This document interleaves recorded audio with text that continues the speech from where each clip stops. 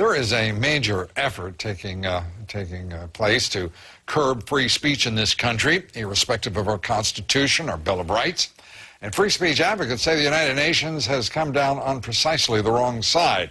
The United Nations has adopted what it calls a resolution combating defamation of religions. The United Nations now wants to make that anti-blasphemy resolution binding on member nations, including, of course, our own. That would make it a crime in the United States if the United Nations were to have its way to criticize religion, in particular, Islam. Kitty Pilgrim has our report. The UN General Assembly is considering a binding resolution urging member states to make it a crime to criticize Islam. What they would do would be to make it illegal to put out a movie or write a book or a poem which somebody could say was defamatory of Islam. The so-called anti-blasphemy resolution would call on governments to pass their own laws to determine what can be said about religion in public. The resolution urges states to provide within their respective legal and constitutional systems adequate protection against acts of hatred, discrimination, intimidation, and coercion resulting from defamation of religion. But the U.S. says the concept of defamation of religion has another meaning. While appearing in name to promote tolerance, the implementation of this concept actually fosters intolerance and has served to justify restrictions on human rights and fundamental freedoms. Even talking about the influence of Islam on terrorism could be called criminal under this resolution if adopted by an individual country. You are entitled to say that in America, but not if the UN has its way. They would criminalize that kind of practice, and they are trying to do it elsewhere around the world. A group of 57 Organization of Islamic Countries, the largest bloc at the United Nations, has been pushing it out of concern, it says, over anti-Islamic behavior, saying this resolution is a major step towards sensitizing the international community on the serious impact of defamation of religions. Last December, the General Assembly passed it as a non-binding resolution. And this year, a binding resolution is expected to be introduced as early as March. Human rights activists say its influence is already being felt. There have been a number of prominent cases, most recently in India, for instance, the editor of a newspaper was charged for reprinting an article that had initially been printed in the UK.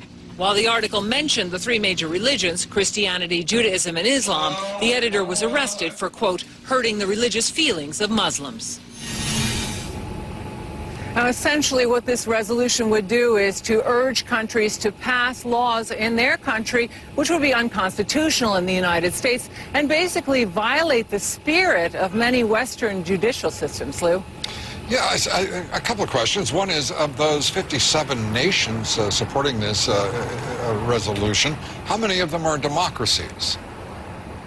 I couldn't tell you, but many of them are Islamic countries. Pakistan has led the charge on this and has tabled this resolution. So they're not democracies, and they're fascinated with their own precepts about what would constitute the way to run a nation, not like ours.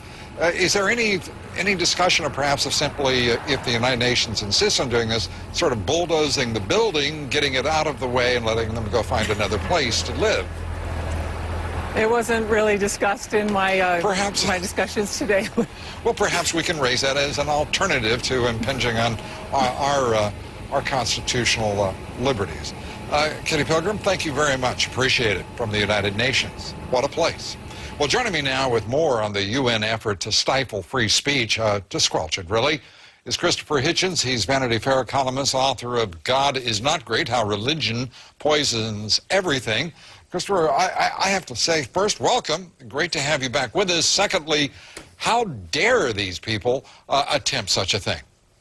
Well, first, thank you for having me back. And second, look, the claim of Islam is that it is the last and final revelation from God to humanity. That's quite a big claim to make, that you don't need another book after the Quran. You don't need any more evidence. You don't need any more argument. It's all done for you. Now, that's okay if people want to claim that. But now they want to say, if you have any difficulty with this idea, if you have any doubts about it, you're not allowed to express them. Because if you do, you are insulting us. You're making us feel hurt. Now, just imagine those two claims put together. One, a fantastic claim, and the other, a fantastic claim that you can't challenge. That is totalitarianism defined. It's a rape and butchery of the First Amendment of our Constitution. It's also being joined, though, Christopher, by a lot of nations that are not Islamic, and there seems to be a strong move forward, and it's already, in point of fact, been approved at this level by the United Nations. I have to say that we're reaching a point in the United States where we've got a group of people who will go around clucking, saying, oh, yes, this will be just fine, irrespective of our constitutional rights, because there's some, we have Americans now. There is a movement afoot in this country for hidebound orthodoxy of all sorts of extremes, politically, religiously, in which people say, the heck with the Constitution, there are higher issues at order here. You're quite right about that. I mean, when Salman Rushdie was sentenced to death by a senile theocrat in Iran for writing a novel, the Archbishop of Canterbury, His Holiness the Pope, certainly the Sephardic chief rabbi of Israel, and many other religious figures joined with Khomeini, not in exactly endorsing the fatwa, the death sentence, but in saying the problem was blasphemy. That they agreed with the Ayatollah to that extent. The problem was not the destruction of free speech and free expression, but the hurt feelings of the religious. This is a common problem. In Britain, there's a blasphemy law that only protects Christians, for example. It's a big source of Muslim grievance. But when you clear away all these discrepancies, there's one overwhelming thing that's happening, and it's this. There are Muslims who are prepared to use violence at the drop of a hat if a cartoon is published in Denmark, if the Pope makes an off-the-cuff remark, a stupid one in my opinion, about Byzantium or the Crusades. They go straight to violence, but yet you cannot criticize them for being violent lest you be accused of blasphemy. Yeah, and it is well, Islam, of course, Christianity, whatever it may be. The United Nations is getting a bit burdensome, it seems to me, to anyone who's interested in freedom. Whether it be through the World Trade Organization, whether it be all sorts of institutions, organizations, ranging in issue from global warming to anti-blasphemy. Yes. This is becoming a totalitarian, authoritarian organization. And political correctness is really an effort to control, more, seemingly to me at least, nothing more than an effort to control thought. Nothing to do with its remit either, which is the settlement of disputes among member states by peaceful means. Of course, nothing to do with that at all. And remember, thanks to Eleanor Roosevelt, all member states or applicants for membership of the UN were not compelled, but were strongly urged to sign the Universal Declaration of Human Rights, which, among other things, protects freedom of expression. And the countries that refused could still join, but remember that they were the then Soviet Union and Saudi Arabia. Those were the countries that said we would rather not have to think of universal human rights. Universal human rights exist whether religion recognizes them or not. And we have to stand up for this. And we have to better start standing up for it now, I would say, against theocracy. Well, let me ask you, in the course of the last several days, to my knowledge, I've been the only one in the national, I will put it this way, electronic media that has challenged Reverend Al Sharpton on the issue of the First Amendment, seeking the firing and actually the intervention of the federal government on the New York Post because of a cartoon that was lame, as I've said, insensitive, and I thought a demonstration of bad judgment, but not racist. Where in the world has the national liberal media been on that issue?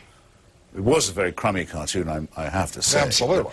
But I can't imagine what they were doing. It wasn't, another crime, by the way, it wasn't funny.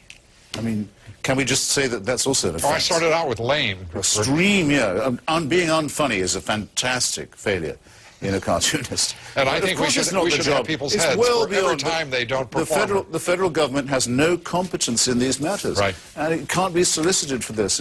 Now, just scroll back a bit. I've been to Friday prayers in Tehran. Right. Several times. Christopher, I'm going to have to leave you at prayers if you don't hurry, because we're running out of time. Organized chanting of death to America, death to Britain, death to Israel.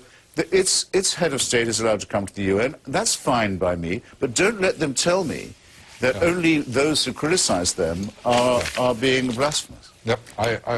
Well, I have to say that my patience is ending primarily with the United Nations that's arrogant enough to think it should leave us subservient to its collective will.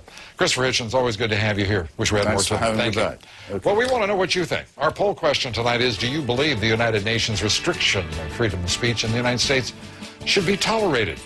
Yes or no? Cast your vote at BlueDimes.com.